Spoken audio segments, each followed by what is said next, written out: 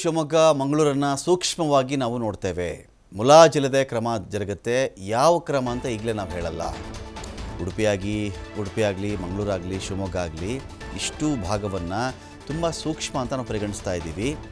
ಇಲ್ಲಿ ತೊಂದರೆಗಳಾದರೆ ಯಾವುದೇ ಮುಲಾಜು ನಾವು ನೋಡದೆ ಕ್ರಮ ಜರುಗುತ್ತೆ. ಬೆಂಗಳೂರಲ್ಲಿ ಗೃಹ ಸಚಿವ ಡಾಕ್ಟರ್ ಜಿ ಪರಮೇಶ್ವರ್ ಎಚ್ಚರಿಕೆ ಇದು. ಗಲಾಟೆ ಪ್ರಕರಣಗಳನ್ನು ಹತ್ತಿಕ್ಕದೆ ನಾವು ಬಿಡಲ್ಲ. ಎಲ್ಲರಿಗೂ ಎಚ್ಚರಿಕೆ ರವಾನಿಸಿದ್ದಾರೆ ಡಾಕ್ಟರ್ ಜಿ ಪರಮೇಶ್ವರ್. ಭಾಳ ವಿದ್ಯಾವಂತರಿದ್ದಾರೆ, ಭಾಳ ಬುದ್ಧಿವಂತರಿದ್ದಾರೆ. ಒಳ್ಳೆಯ ಜಿಲ್ಲೆ, ಬೆಳವಣಿಗೆಗೆ ದೃಷ್ಟಿಯಲ್ಲೂ ಕೂಡ ಭಾಳ ಅವಕಾಶಗಳಿರುವಂಥ ಜಿಲ್ಲೆ. ಅದಕ್ಕಾಗಿ ನಾವು ಅದನ್ನು ಹೆಚ್ಚು ಫೋಕಸ್ ಮಾಡಲೇಬೇಕಾಗುತ್ತೆ. ನಾವು ಮಾಡಲೇಬೇಕಲ್ಲ, ಕೊನೆ ಆಗುತ್ತೆ ಅಂತ ಮೂರು ಜಿಲ್ಲೆಯಲ್ಲಿ ಅಂತ ಹೇಳಿದ್ದೇವೆ.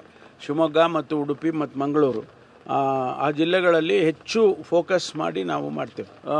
ಭಾಳ ವಿದ್ಯಾವಂತರಿದ್ದಾರೆ, ಭಾಳ ಬುದ್ಧಿವಂತರಿದ್ದಾರೆ. ಒಳ್ಳೆಯ ಜಿಲ್ಲೆ, ಬೆಳವಣಿಗೆಗೆ ದೃಷ್ಟಿಯಲ್ಲೂ ಕೂಡ ಭಾಳ ಅವಕಾಶಗಳಿರುವಂಥ ಜಿಲ್ಲೆ. ಅದಕ್ಕಾಗಿ ನಾವು ಅದನ್ನು ಹೆಚ್ಚು ಫೋಕಸ್ ಮಾಡಲೇಬೇಕಾಗುತ್ತೆ.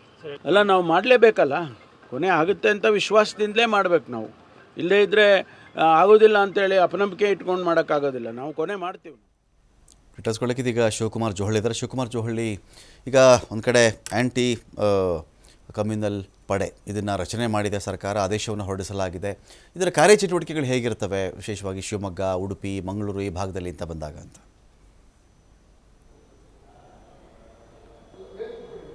ರಮಕಾಂತ್, ಮಂಗಳೂರಿನಲ್ಲಿ ನಡೆದಿರುವಂತಹ ಹತ್ಯೆ ಪ್ರಕರಣಗಳು, ಒಂದು ತಿಂಗಳಲ್ಲಿ 2 ಹತ್ಯೆ ಪ್ರಕರಣಗಳಾಗಿದೆ. ಎರಡೂ ಕೂಡ ಬೇರೆ ಬೇರೆ ಸಮುದಾಯಗಳಿಗೆ ಸೇರಿರುವಂತಹ ವ್ಯಕ್ತಿಗಳ ಹತ್ಯೆ. ಇದು ಕರಾವಳಿ ಭಾಗದಲ್ಲಿ ಈ ರೀತಿಯಾಗಿ ಒಂದು ಇನ್ಸಿಡೆಂಟ್ ಆಯಿತು ಅಂದರೆ ಅದು ಪದೇ ಪದೇ ಮತ್ತೆ ಪುನರಾವರ್ತನೆ ಆಗುತ್ತೆ. ಬೇರೆ ಬೇರೆ ಪ್ರಕರಣಗಳು ಕೂಡ ಎದುರಾಗ್ತಾ ಇರುತ್ತೆ. ಇದು ಆಗಿನ ಯಾವುದೇ ಸರ್ಕಾರಗಳಿರಲಿ, ಆ ಸರ್ಕಾರಗಳಿಗೆ ಇದು ಒಂದು ರೀತಿ ಕೆಟ್ಟ ಹೆಸರನ್ನು ತರುತ್ತೆ. ಈ ಬಾರಿ ಕೂಡ ಈಗ ಮಂಗಳೂರಿನಲ್ಲಿ ಆಗಿರುವಂತಹ ಪ್ರಕರಣ ಮತ್ತು ಉಡುಪಿ ಅಥವಾ ಶಿವಮೊಗ್ಗಕ್ಕೆ ಇದು ವಿಸ್ತರಣೆ ಆಗಬಹುದು ಅನ್ನುವಂತಹ ಆತಂಕ ಈಗ ರಾಜ್ಯ ಸರ್ಕಾರಕ್ಕೆ ಬಂದಿದೆ. ಹಾಗಾಗಿ ಇದಕ್ಕೆ ನಾವು ಕಡಿವಾಣವನ್ನು ಹಾಕಲೇಬೇಕು ಅನ್ನುವಂಥ ನಿಟ್ಟಿನಲ್ಲಿ ಸರ್ಕಾರ ಸಾಕಷ್ಟು ಗಮನವನ್ನು ಕೇಂದ್ರೀಕರಿಸಿದೆ. ಇವತ್ತು ಹೊಸದಾಗಿ ಒಂದು ಪೊಲೀಸರ ಕಾರ್ಯಪಡೆಯನ್ನು ಕೂಡ ಈಗ ರಚನೆ ಮಾಡಲಾಗಿದೆ. ಹಿಂದೆ ನಕ್ಸಲರ ಕಾರ್ಯಾಚರಣೆಗಾಗಿ ನಕ್ಸಲ್ ಕೂಬಿಂ ಪಡೆಯನ್ನು ರಚನೆ ಮಾಡಲಾಗಿತ್ತು. ಸುಮಾರು 656 ಪೊಲೀಸ್ ಸಿಬ್ಬಂದಿಗಳನ್ನು ಸೇರಿಸಿ DGP ಅವರ ನೇತೃತ್ವದಲ್ಲಿ ಆ ಒಂದು ಆಂಟಿ ನಕ್ಸಲ್ ಪಡೆಯನ್ನು ರಚನೆ ಮಾಡಲಾಗಿತ್ತು. ಈಗ ನಕ್ಸಲರು ಶರಣಾಗತಿ ಆದ ನಂತರದಲ್ಲಿ ಆ ಪಡೆ ಕೂಡ ಹಾಗೆ ಸೈಲೆಂಟ್ ಆಗಿತ್ತು. ಅದನ್ನು ವಿಸರ್ಜನೆ ಮಾಡಬೇಕಾಗಿತ್ತು ಆ ಪಡೆಯನ್ನು. ಯಾಕೆಂದರೆ ನಕ್ಸಲರೇ ಇಲ್ಲದ ಮೇಲೆ ಆ ಪಡೆ ಬೇಕಾಗಿರಲಿಲ್ಲ. ಈಗ ಆ ಪಡೆಯಿಂದ ಅರ್ಧದಷ್ಟು ಜನರನ್ನು ಈಗ ತೆಗೆದು ಈ ಒಂದು ಆಂಟಿ ಕೋಮುವಾದಿ ಪಡೆಗೆ, ಈಗ ಕಮ್ಯುನಲ್ ಪಡೆಗೆ ಈಗ ಸೇರಿಸಲಾಗಿದೆ. ಈ ಪಡೆ ಈಗ 3 ಜಿಲ್ಲೆಗಳಲ್ಲಿ ಶಿವಮೊಗ್ಗ, ಉಡುಪಿ ಹಾಗೆ ದಕ್ಷಿಣ ಕನ್ನಡದಲ್ಲಿ ಕಾರ್ಯಾಚರಣೆಯನ್ನು ಪ್ರಾರಂಭ ಮಾಡುತ್ತೆ. ಸುಮಾರು 258 ಸಿಬ್ಬಂದಿಗಳು ಇದರಲ್ಲಿ ಇದ್ದಾರೆ.